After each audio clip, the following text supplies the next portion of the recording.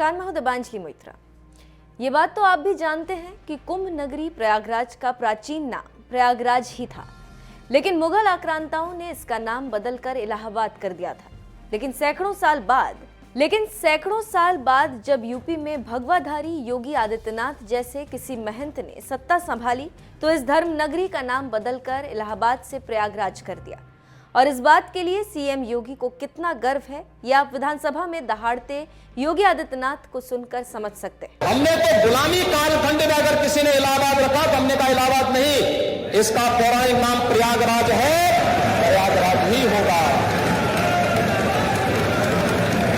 अयोध्या गुलामी कालखंड में फैजाबाद किया गया था, देश स्वतंत्र है, अयोध्या नाम होगा, अयोध्या हमने किया। आजादी के बाद की सरकारों ने नहीं किया था, किसी कालखंड में किसी ने क्या होगा, हमने उसको बदला है। और मुझे गौरव की अनुभूति होती है कि हमारी सरकार ने इस कार्य को किया, सौभाग्य हमें प्राप्त हुआ है और मैं इसके लिए अपने लिए गौरव की बात मानता हूं। सीएम योगी ने सत्ता में आते ही न सिर्फ इलाहाबाद का नाम बदलकर प्रयागराज किया, बल्कि फैजाबाद का भी नाम बदलकर अयोध्या कर दिया, जिसका पूरे यूपी की जनता ने दिल खोलकर स्वागत भी किया। लेकिन लगता है समाजवादी पार्टी को फैजाबाद और इलाहाबाद का नाम बदलना रास नहीं आ रहा। तभी तो 27 जनवरी के दिन समाजवादी पार्टी ने अपने उम्मीदवारों की एक लिस्ट जारी की, जिसमें अयोध्या की जगह फैजाबाद और प्रयागराज की जगह इलाहाबाद लिखा हुआ था। सपा ने अपने उम्मीदवारों की लिस्ट में इलाहाबाद और फैजाबाद लिखा तो बीजेपी बुरी तरह से भड़क गई और इसी लिस्ट को ट्वीट करते हुए बीजेपी यूपी के ट्विटर हैंडल से लिखा गया, ये अगर आ गए तो फिर से प्रयागराज को इलाहाबाद और अयोध्या को फैजाबाद कर देंगे। इसी लिस्ट के बहाने सपा पर निशाना साधते हुए लिखा गया, जो जिन्ना से करे प्यार वो मुगल निशानियों से कैसे करे इनकार।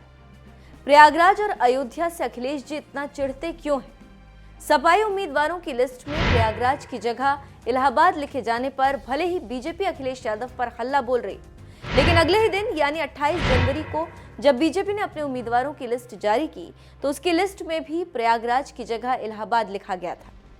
इलाहाबाद पश्चिम सीट से बीजेपी ने कैबिनेट मंत्री सिद्धार्थनाथ सिंह को टिकट दिया, तो वहीं इलाहाबाद दक्षिण से भी कैबिनेट मंत्री नंद कुमार गुप्ता नंदी को मैदान में उतारा गया। यही वजह है कि बीजेपी ने जब सपा पर हल्ला बोला तो सपाई समर्थकों ने बीजेपी पर भी उसके उम्मीदवारों की लिस्ट के बहाने जोरदार पलटवार किया और कहा, जिनके घर शीशे के होते हैं वो दूसरे के घरों पर पत्थर नहीं फेंका करते।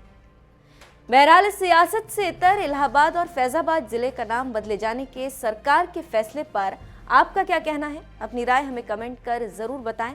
साथ ही इसी विधानसभा में सीएम योगी ने सपा को जिन्ना समर्थक बताते हुए क्या कुछ कहा था, आइए आपको सुनाते हैं। 2019 के पहले यानी 5 अगस्त 2020 को जब अयोध्या में रामलला के भव्य मंदिर का शिलान्यास करने के लिए प्रधानमंत्री जी आते हैं, होना ये चाहिए था प्रधानमंत्री देश का पिता। सभी को मुक्त कंठ से प्रशंसा करनी चाहिए थी, अभिनंदन करना चाहिए था कि भारत के अंदर गुलामी के एक कलंक को मिटाने के बाद अब भव्य राम मंदिर का निर्माण बन रहा है, जो राष्ट्र मंदिर का प्रतीक होगा। स्वागत नहीं कर सकते अच्छा कार्य का, ये स्वागत किस काम का करते हैं? यानी इनको ये लगता है कि किसी माफिया को गले लगाएंगे तो इनको लगता है कि जैसे न जाने इनको कितने यानी कि स्वर्ग की हूरियां मिल गई इनको सब। इनके लिए माफिया ही वही है, सब कुछ वही है। राम मंदिर पर गौरव की अनुभूति नहीं होती, लेकिन जब हिंदू आस्था उमंग लेती है तो ये भी कहते हैं राम तो हमारे भी हैं, हम भी जाएंगे। अब काशी विश्वनाथ धाम, काशी दुनिया की सबसे प्राचीन नगरी, कौन ऐसा भारतीय है जो अपने जीवन में एक बार काशी नहीं आना चाहता होगा? कौन ऐसा भारतीय होगा? अगर सच्चा भारतीय है, एक बार उसकी इच्छा होती है मैं मां गंगा में स्नान जरूर करूं, एक बार उसकी इच्छा होती है मैं संगम में जाकर स्नान करूं, एक बार उसकी इच्छा होती है कि मैं काशी जरूर जाऊं। काशी बाबा विश्वनाथ का धाम। किसी कालखंड में विदेशी आक्रांता के द्वारा वहां पर हमारी आस्था पर प्रहार किया गया था। स्वतंत्र भारत को चाहिए था कि सरदार पटेल जी के पद चिन्हों का अनुसरण करते हुए उसका परिमार्जन करते, नहीं किया गया। आज काशी विश्वनाथ धाम भव्य रूप से प्रधानमंत्री जी ने 13 दिसंबर को राष्ट्र को समर्पित किया।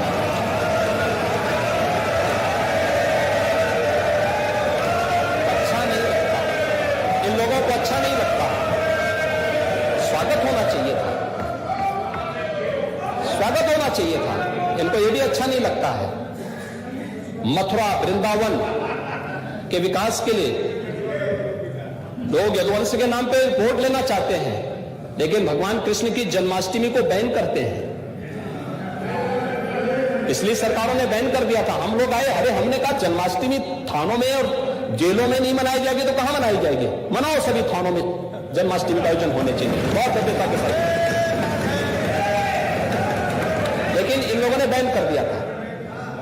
ये लोग बैन कर दिए थे। इनको कोई फुर्सत, यानी इनको आस्था का अपमान करना ये लोग अपना जन्मसिद्ध अधिकार मानते थे, और आतंकवादियों को रिहा करना भी ये अपने लिए गौरव की बात मानते थे। लेकिन उसके ठीक विपरीत आस्था का सम्मान करना और आतंकवादियों को ठिकाना लगाना, ये हमारे लिए गौरव की बात होती है। बस यही अंतर है। फर्क साफ है, और फर्क साफ है आपके भी दिमाग में आ गया होगा। फर्क साफ है। उज्जवल रमण जी समझ जाइए, समझ जाइए। आप कम से कम नितिन जी से कुछ तो प्रेरणा लीजिए।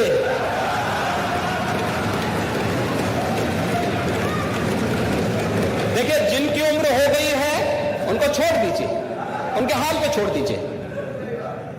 लेकिन जिनके पास जज्बा है, कार्य करने का जज्बा है, अपमान के खिलाफ लड़ने का एक जज्बा है, आस्था का समर, प्रयागराज में तो हमारी संगम नगरी है, आना चाहिए लोगों को, पूरी मजबूती के साथ आगे बढ़ना चाहिए, ऐसा तिलांजलि देनी चाहिए।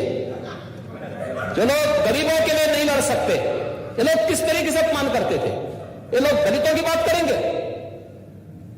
अंबेडकर जी के नाम पर, बाबा साहब भीमराव अंबेडकर, भारत के संविधान के शिल्पी, उनके नाम पर बनी हुई संस्थाओं के नाम बदल दिए जाते हैं। कांसी राम जी के नाम पर बनी हुई संस्थाओं को उन्होंने एक सामाजिक क्रांति को जन्म दिया था। हो सकता है उनका दल अलग होगा, लेकिन समाज में सामाजिक मूल्यों की स्थापना के लिए उनके संघर्षों को आप विस्मृत नहीं कर सकते। लेकिन कांसी राम जी के नाम पर बनी हुई संस्था, कोई सरकार बन रही है, ये लोग बदलती है नाम। ये सब क्या है?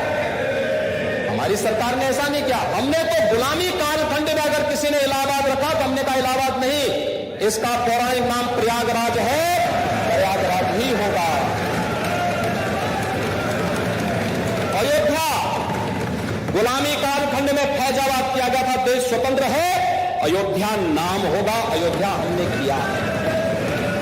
आजादी के बाद की सरकारों ने नहीं किया था, किसी कालखंड में किसी ने क्या होगा, हमने उसको बदला है। और मुझे गौरव की अनुभूति होती है कि हमारी सरकार ने इस कार्य को किया, सौभाग्य हमें प्राप्त हुआ है, और मैं इसके लिए अपने लिए गौरव की बात मानता हूं।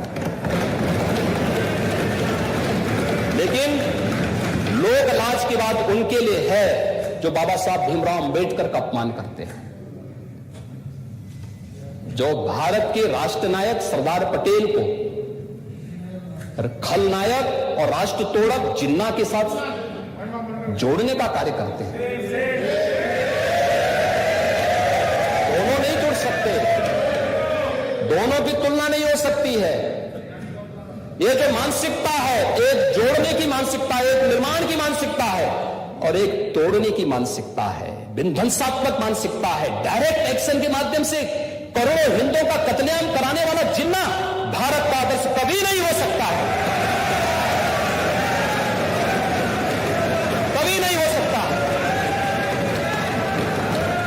निर्दोष लोगों का हत्यारा है व्यक्ति, लेकिन जिन्ना को महिमामंडित अपने क्षणिक वोट बैंक के स्वार्थों के लिए, इससे ज्यादा शर्मनाक कुछ नहीं हो सकता।